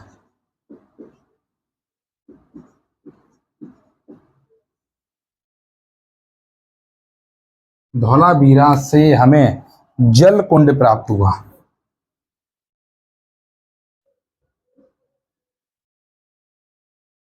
जल कुंड प्राप्त हुआ, प्लस बांध प्राप्त हुए। बांध के साक्ष्य मिले कि धौलावीरा में बांध भी बनते थे। आज तो बड़े बड़े बांध बने हुए हैं, जो डैम रोके हुए हैं हमारे पानी को शहर में आने से, तो बड़े बड़े बांध बने हुए। पहले के टाइम पे ये बांध की जो प्रक्रिया है वो सब पहले के टाइम से ली गई थी, जितने भी हमारे भारत में साक्ष्य मिले हमें उस हिसाब से ली गई थी। आज के टाइम से कुछ नहीं लिया गया, पहले के साक्ष्य के हिसाब से ली गई थी। समझ रहे हो इतनी बात, धौलावीरा से मिल गए। अब बात करते हैं लोथल की, तो लोथल की और लगभग लगभग जो कालीबंगा के साक्ष्य हैं वो सेम है, बाकी हम लोग देख लेते। आइए, इतनी चीजें मेरे हिसाब से आप लोगों ने पढ़ ली हैं, ठीक। लोथल की कुछ एक महत्वपूर्ण चीज लिख लो, काम आएगी तुम लोग के। लोथल एक क्यों, अब लिखी लो भैया, एक इधर बना लो, दो,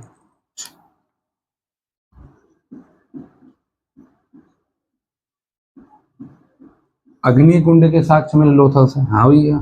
मनके का कारखाना मिला, मनके का कारखाना मिला, खाना मतलब फूड, अरे नहीं भैया फूड, हम लोग तो जो कह दे वो समझ लेते हो। तो मनके का मतलब होता है कि सुई धागा से जब पिरोई जाती थी, एक प्रकार की माला बनती थी, सुंदर माला बनाते थे मनके से, तो मनके कारखाना मिले, सुंदर सुंदर प्रकार की मालाएं बनते थे, जो आप लोग अपनी महबूबाओं को गिफ्ट करते हो। समझ गए, जो आप लोग महबूबाओं को गिफ्ट करते हो, बुरा मानने वाली बात नहीं है, सच्चाई हमेशा लल्लूलाल कड़वी होती है, ठीक। धान, धान के साक्ष्य मिले हमें, धान के साक्ष्य मिले हमें। किसके साक्ष्य मिले? धान के साक्ष्य मिले। अब मेरे ख्याल से इतनी चीजें आप लोगों ने पढ़ी हैं तो आप लोग की बात समझ में आ गई है। इतनी चीजें हम लोगों ने पढ़ चुकी है कि सिंधु घाटी सभ्यता के बारे में कितनी महत्वपूर्ण जानकारी हमने आपको प्रोवाइड करा दी है। ठीक, इसके अलावा सिंधु घाटी सभ्यता में यहाँ से बाहर से क्वेश्चन नहीं आने वाला। अभी क्लास खत्म ना होगी, लेट डाल, अभी आधे घंटे की और है। पता है तुम लोग बहुत परेशान होते हो कि जल्दी जल्दी क्लास खत्म हो जाए और जल्दी जल्दी घर भागे, जल्दी जल्दी फोन बंद करें और सब कुछ जल्दी जल्दी हो जाए। और जल्दी जल्दी नहीं होने वाला है बेटा। 30 सेकंड में सिर्फ रील्स बनती है। आपको भविष्य नहीं बनना है 30 सेकंड में। अगर भविष्य बनाना है तो 30 साल की मेहनत लगेगी पूरी। 30 साल, 3 साल, कम से कम मिनिमम 3 साल और मिनिमम तो 5 साल की पंचवर्षीय योजना तो लगेगी आपको अपना भविष्य बनाने में। 30 सेकंड में रील्स देखने वाले तुम लोग सोचते हो मेरी 30 सेकंड में रील्स देख ली, पूरे भारत की जियोग्राफी पढ़ ली है, हमें सब कुछ सीखने को मिल जाए एक ही दिन में और आज ही प्रेसिडेंट बन जाए। तो ऐसा थोड़ी ना हो जाएगा यार। एक ही दिन में थोड़ी ना तुम प्रेसिडेंट बन जाओगे। ये समय लगता है, हर चीज का समय मांगती है, समझे?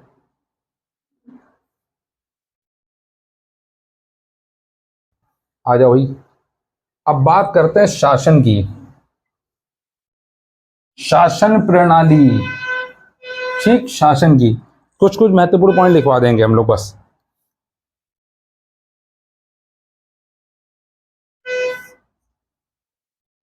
शासन प्रणाली की हम लोग बात करेंगे तो वणिक गण का शासन था। वणिक गण का शासन था। पहली चीज देखो, 3 प्रकार से शासन होता था।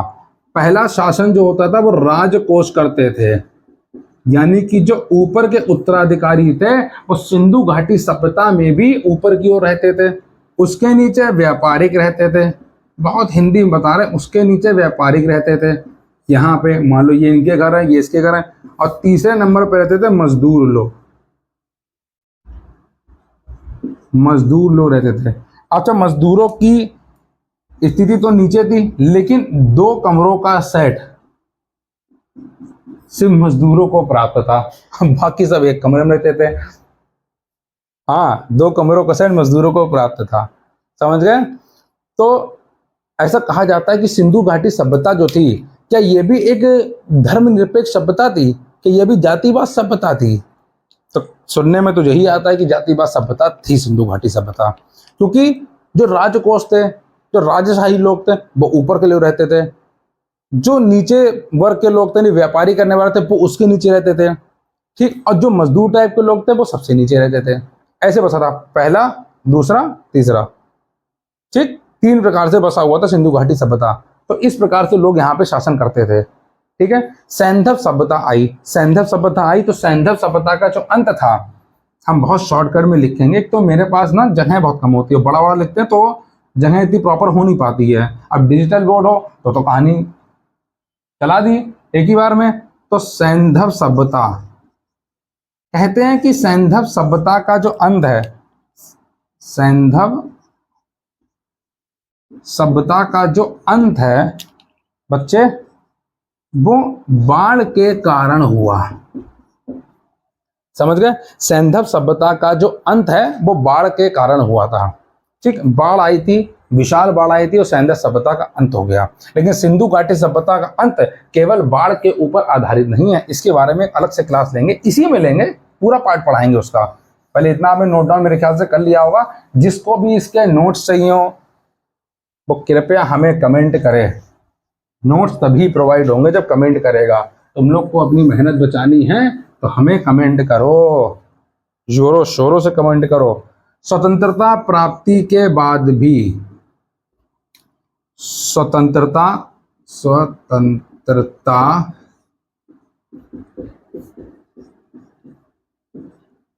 प्राप्ति के बाद भी हड़प्पा में स्थलों की खोज हुई। बाद हड़प्पा में स्थल की खोज हुई। ठीक, सुंदरता प्राप्ति के बाद भी हड़प्पा में स्थलों की खोज हुई, ठीक है ना। आग में पकी हुई मिट्टी को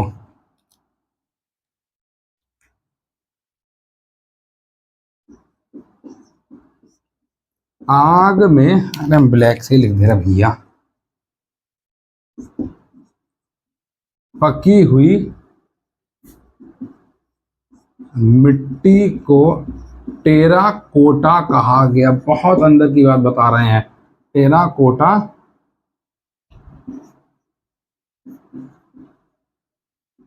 कहा गया। आग में पकी हुई मिट्टी को टेराकोटा कहा गया। आग में पकी हुई मिट्टी को टेराकोटा कहा गया। ठीक, स्नानागार मिल गया, अन्नागार मिल गया। इतनी चीजें आई थिंक मेरे हिसाब से आपके लिए सफिशियंट है। सिंधु घाटी सभ्यता के अंत के बारे में बाद में पढ़ेंगे, पहले यातायात के साधन पढ़ लेते हैं। आइए नोट डाउन कर लो। अच्छा, इतनी जल्दी नहीं भागेंगे, कर लो नोट डाउन। सिंधु घाटी सभ्यता एक बहुत बड़ा पार्ट है, जो लगभग 2 घंटे क्लास तो मिनिमम है कि हो जाए सिंधु घाटी सभ्यता में। जब तक हम पानी पी ले रहे हैं तब तक आप लोग नोट डाउन कर लो जो नोट डाउन भाई। पढ़ लो थोड़ी देर, किताब नोटिस कर लो। हम थोड़ा सा पानी पी ले रहे हैं, जब तक आप किताब को देख लो अच्छे से। और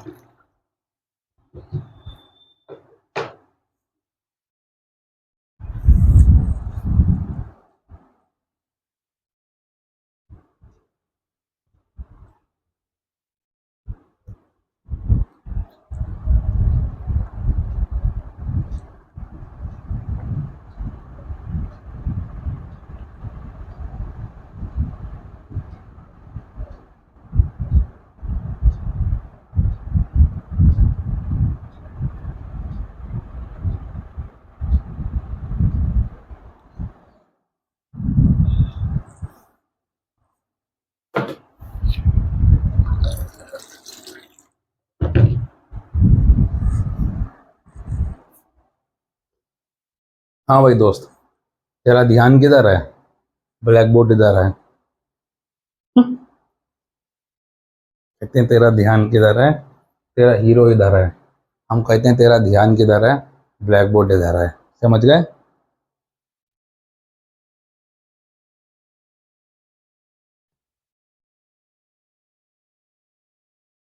देखो भैया, पढ़ा पढ़ा के ऐसा है कि गला दर्द हो जाता है, तो हम लोग आराम आराम से पढ़ेंगे। तुम लोग को तो बोलना नहीं, बोलना हमें पड़ता है, तो आराम से पढ़िए। पानी पी लेने दीजिए हमें भी आप।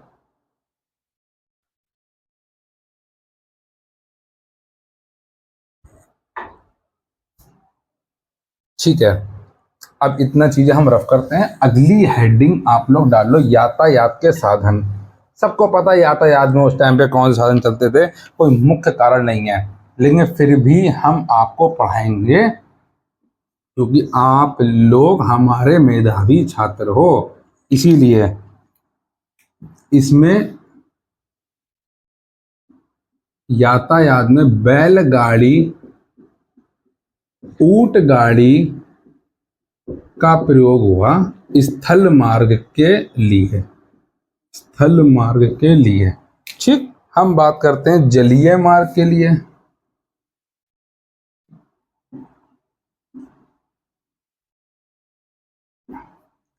जलीय मार्ग के लिए हम लोग का जो है, यानी कि जल परिवहन के लिए हम लोग समुद्री जहाज का प्रयोग करते थे। समुद्री जहाज का प्रयोग करते थे। ठीक, सिंधु घाटी सभ्यता में भी जहाज चलते थे भैया, छोटे छोटे चलते थे, नाव के टाइप के। जल परिवहन के लिए चलते थे सिंधु घाटी सभ्यता में। और स्थल मार्ग के लिए हम लोग बैलगाड़ी और ऊंट गाड़ी का प्रयोग करते थे सिंधु घाटी सभ्यता में। आई थिंक इतनी बात मेरे हिसाब से सफिशियंट है समझाने के लिए। बहुत महत्वपूर्ण पॉइंट अब लिखवाने जा रहे हैं, कुछ थोड़ी सी लाइनें बची हैं, ज्यादा नहीं बची है। सूती वस्त्र और ऊनी वस्त्र के कपड़ों का प्रयोग करते थे ये लोग। सूती वस्त्र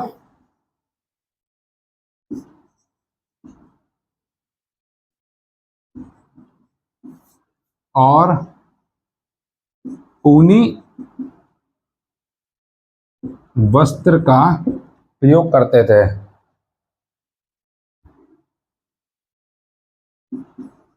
उल्टा करते थे, प्रयोग करते थे। देखो, अगर राइटिंग समझ में ना आ रही हो तो आप लोग यहां से रफ कर सकते हैं। वो सॉरी, राइटिंग समझ में हम बोल रहे हैं तो उससे आप लोग नोट कर सकते हैं, अगर राइटिंग समझ में नहीं आ रही हो। ठीक है ना? शिकार के लिए, शिकार नहीं, उसके लिए, मनोरंजन के लिए। हम लिखने वाले थे कि शिकार के लिए मनोरंजन का प्रयोग करते थे, नहीं, मनोरंजन के लिए। हो जाती मिस्टेक है, इंसान है हम भी। मनोरंजन के लिए किस किस का प्रयोग करते थे ये लोग? नृत्य का प्रयोग करते थे, नृत्य करते थे, ठीक, शिकार करते थे, शिकार करते थे, नृत्य करते थे, और बात करें तो पासा गेम खेलते थे, ठीक। उसके बाद जो लोग नृत्य करते थे, शिकार करते थे, पासा गेम खेलते थे, इतना बहुत इत्यादि, और मतलब जो भी सिंधु घाटी सभ्यता में जो लोग कर सकते थे अपना उसके लिए, मनोरंजन के लिए वो करते थे अपना। तो हम लोग बात करेंगे कि आज के टाइम पे इंसान मनोरंजन के लिए रील्स का प्रयोग करता है, यूट्यूब का प्रयोग करता है, फेसबुक का प्रयोग करता है। अब पहले के लोग मनोरंजन के लिए शिकार का प्रयोग करते थे, पासे का प्रयोग करते थे, नृत्य का प्रयोग करते थे, घोड़ा गाड़ी का प्रयोग करते थे। बदल लो अपने आप को भाई, वरना जीवन तबाह कर लोगे अपना बहुत जल्दी, समझ गए? तो आई थिंक इतना आपने नोट कर लिया होगा, पूरा नोट कर लो, वीडियो को पॉज करके देख लो। क्लास जल्दी जल्दी जल्दी से खत्म करवा रहे हैं आगे की। सिंधु घाटी सभ्यता बहुत लंबी क्लास चल गई है, इससे ऊपर आप लोग ना बैठ पाओगे ना हम तो पढ़ा लेंगे भाई, तुम लोग बैठ पाओ, हमें तो आदत पड़ी है पढ़ाने की, ठीक। अब हम आपको पढ़ाएंगे कि मिठास के लिए आजकल के लोग बताएंगे, पहले लिख लो कि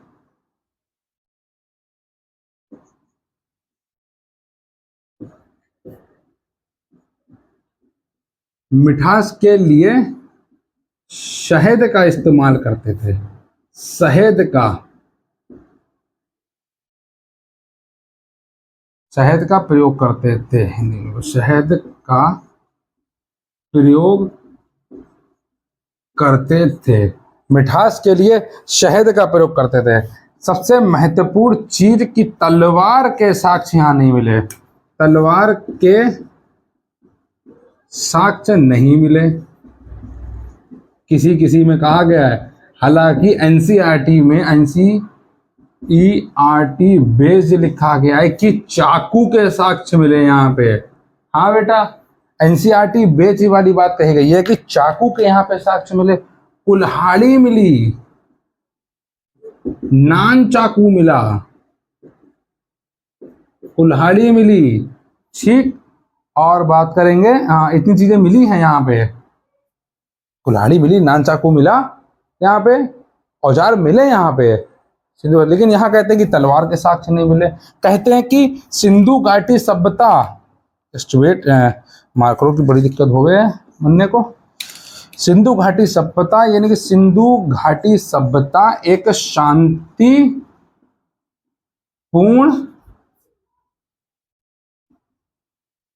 समाज था।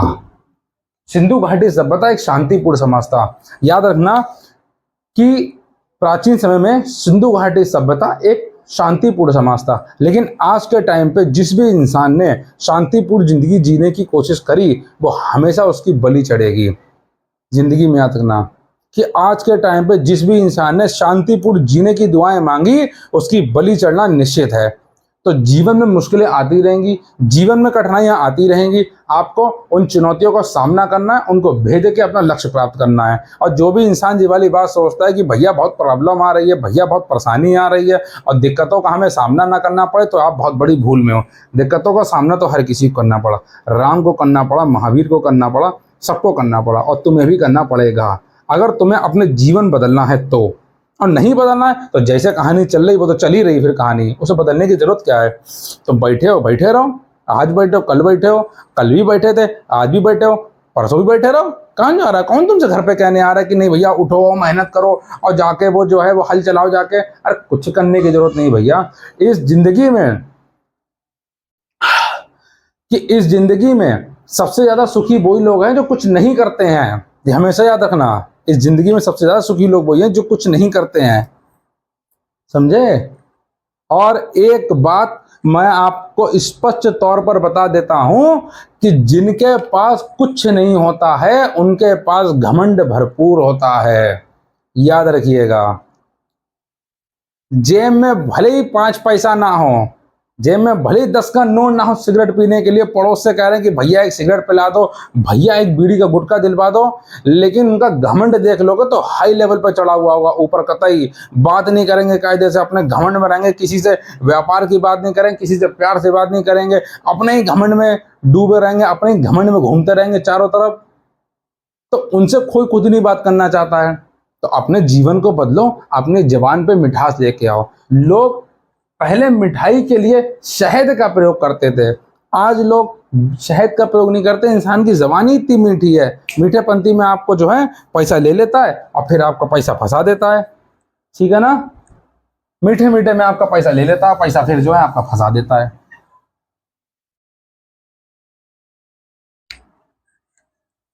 चल रहा है भैया हमारा स्पीकर, एक गलती हो गई थी हमसे अभी। क्लास हमने 40 मिनट की क्लास हमने रिकॉर्ड करी और हमने अपना जो स्पीकर खोलना ही भूल गए। ये जो लगा है हमारा फुनतुड़ू, इसको हम खोलना ही भूल गए। अब जब खोलना भूल गए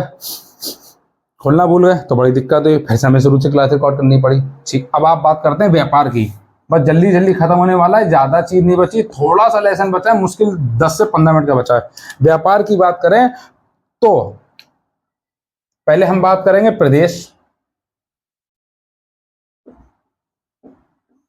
और जो आयातित वस्तुएं थी, आयातित वस्तुएं जो थी,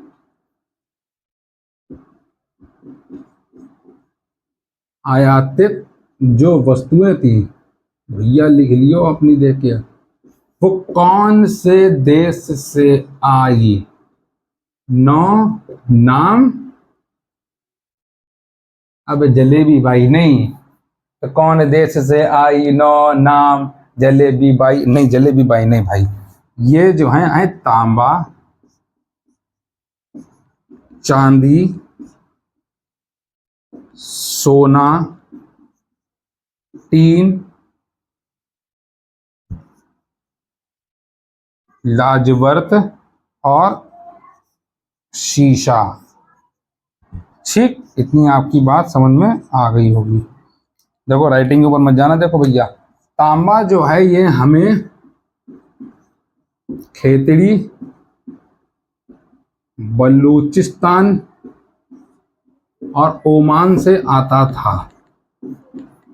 ठीक जी, क्या चीज है भैया, हम तो खुद ही अपनी राइटिंग कंफ्यूज हो गए, हम लोग कैसे समझ में आएगी। चलो भाई थोड़े सही लिख दे रहे। चांदी, खुश, चांदी जो है ये अफगानिस्तान प्लस ईरान से आती थी। सोना जो है, आय है, सोने की बात कर दी भैया जी, नींद तो नहीं आ गई। कर्नाटक से,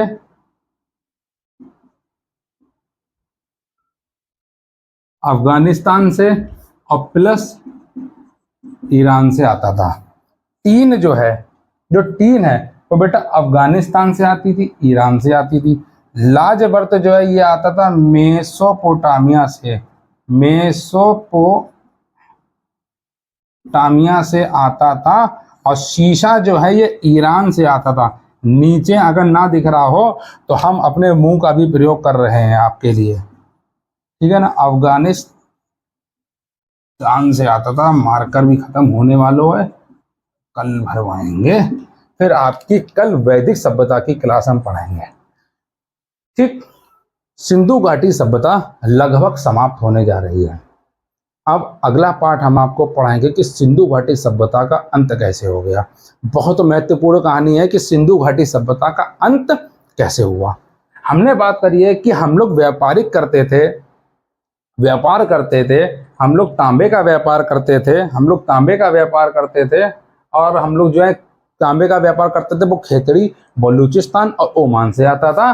चांदी का व्यापार करते थे वो अफगानिस्तान और ईरान से आता था। सोने का व्यापार करते थे वो कर्नाटक, अफगानिस्तान और ईरान से आता था। टीन का व्यापार हम लोग करते थे वो अफगानिस्तान, ईरान से आता था। लाजवर्त आता था मेसोपोटामिया से, और शीशा आता था ईरान से।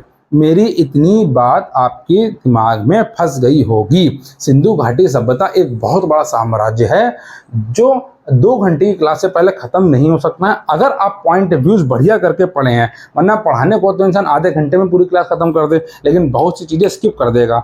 अभी जो हमने आपको सिंधु घाटी सभ्यता के बारे में पढ़ाया है उसमें कोई भी चीज मिस नहीं हुई है।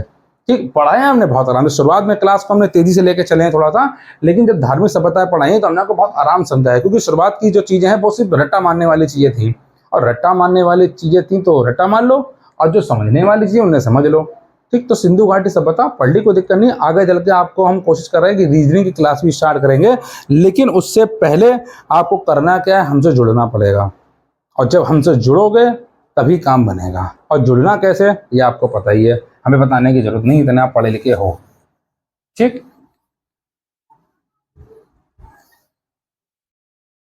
अब हम लोग बात करेंगे, बहुत इंपॉर्टेंट बात है, सिंधु घाटी सभ्यता का अंत कैसे हुआ। आइए,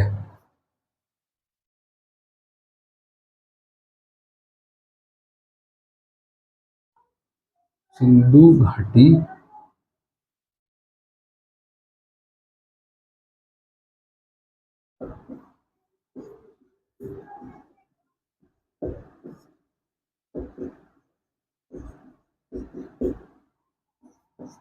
सिंधु घाटी सभ्यता का अंत कैसे हुआ। देखो, बहुत छोटी सी बात बताएं, अब मेरी बात को ध्यान समझो। क्लास खत्म होने जा रही है, 5 मिनट की मुश्किल से क्लास बची है, इसके बारे में समझ लो।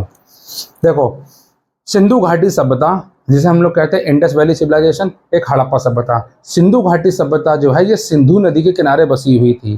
ठीक, सिंधु नदी के किनारे बसी हुई थी।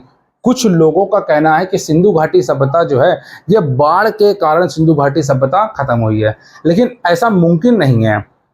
ऐसा मुमकिन नहीं है, क्योंकि सिंधु घाटी सभ्यता एक विशाल सभ्यता थी, बहुत बड़ी सभ्यता थी। वो बाढ़ से नहीं खत्म हो सकती। हाँ, कुछ इलाकों में बाढ़ आई होगी, कुछ इलाके सिंधु घाटी सभ्यता से खत्म हुए होंगे, लेकिन सारे कह दो कि शहर सिंधु घाटी सभ्यता से खत्म हो जाएंगे, तो ऐसा बिल्कुल भी नहीं है।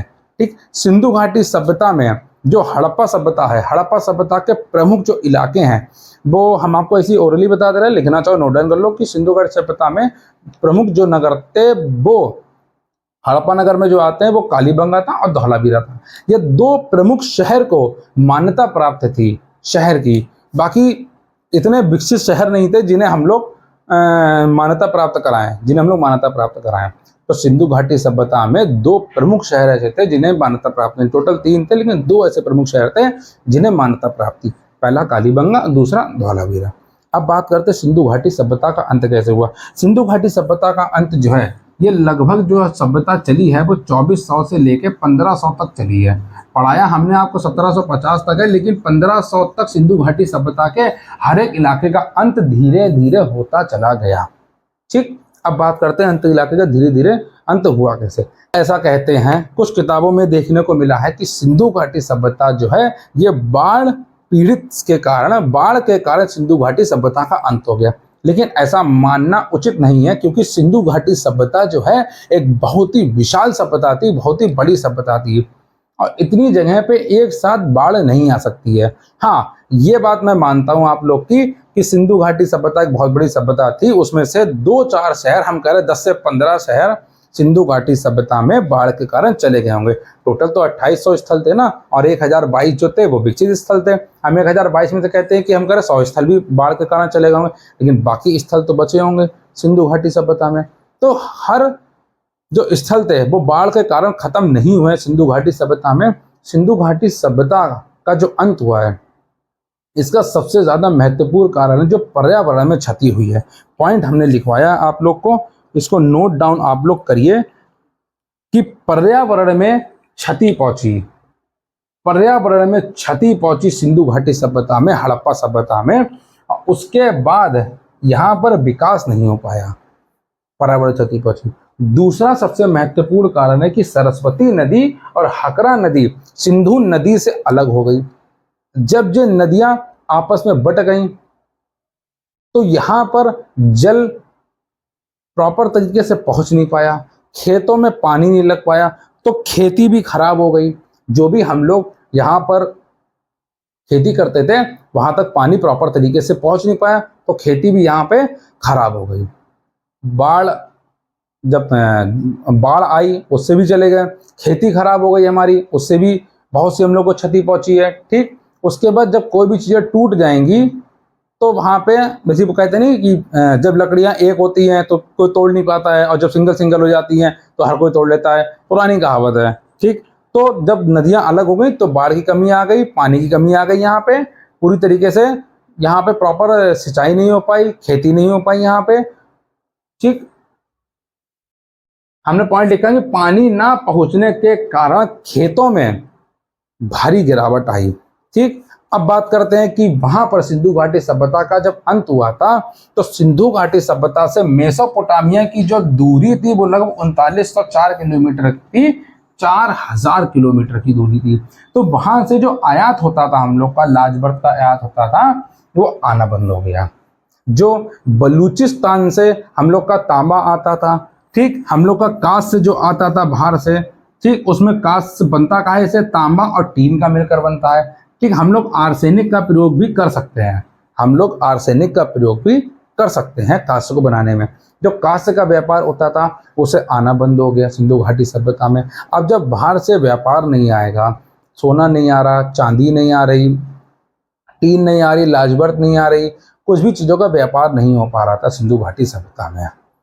तो एक कारण नहीं था सिंधु घाटी सभ्यता के अंत होने का, प्रमुख कारण थे सिंधु घाटी सभ्यता के अंत होने के। पहला कारण सबसे बड़ा था कि पर्यावरण में क्षति हुई, और सबसे बड़ी क्षति मिस्र में हुई, ईरान में हुई, बलूचिस्तान में क्षति हुई। तो उन लोगों ने सिंधु घाटी सभ्यता से अपने लिंक तोड़ दिए। जैसे आज पाकिस्तान के संग में सिंधु घाटी सभ्यता, पाकिस्तान के संग में सबने लिंक तोड़ लिए हैं, तो पाकिस्तान की इस टाइम सबसे ज़्यादा बुरी हालत है। अब जब भारत के संग में अमेरिका जुड़ा है, रूस जुड़ा है, इंडोनेशिया जुड़ा है, सब लोग भारत से जुड़े हुए हैं, तो हम लोग की एक इकोनॉमिक पावर जो है वो जुड़ी हुई है। अब अगर ये लोग अपने हाथ खींच लेंगे तो हम लोग भी कमज़ोर पड़ जाएंगे। अरे भाई, आपके संग में अगर 10 बाहुबली खड़े हुए हैं तो तुम तो वैसे ही शेर हो, और तुम्हारे संग में अगर तुम अकेले खड़े हुए हो तो तुम वैसे ही अपने आप में कमज़ोर हो। और पढ़ने वाला विद्यार्थी तो वैसे ही कमज़ोर होता है, क्योंकि वो अकेले ही संघर्ष कर रहा होता है। ठीक, और पढ़ने वाले विद्यार्थियों की सबसे जो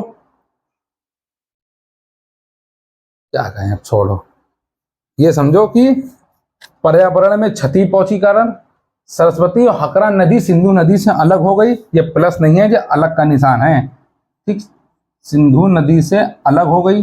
ठीक, पानी की कमी आ गई, खेती खराब हो गई, कुछ इलाकों में बाढ़ आई, वहां से बाढ़ के कारण मोहनजोदड़ो है, हड़प्पा है, कालीबंगा, धौलावीरो, तो बहुत सारे शहर तक कोई ना कोई चले गए। सिंधु घाटी सभ्यता 3904 किलोमीटर मेसोपोटामिया से दूर थी। ठीक, तो इस तरीके से देखा जाए तो सिंधु घाटी सभ्यता का अंत हो गया था। कोई एक महत्वपूर्ण कारण नहीं था, पर्यावरण में क्षति आई, बाढ़ आई, इलाके बाढ़ में गए, कुछ इलाके बाढ़ में चले गए, पर्यावरण में क्षति आ गई, खेती नहीं हो पाई, नदियों का विस्तार हो गया, नदियां अलग अलग हो गई। जब नदियां अलग अलग हो गई तो पानी प्रॉपर रूप से पहुंच नहीं पाया खेतों को। ठीक, वर्षा नहीं हुई, सूखा पड़ गया वहां पे। अब जब सूखा पड़ जाएगा तो कहाँ से किसी भी देश का विकास होगा।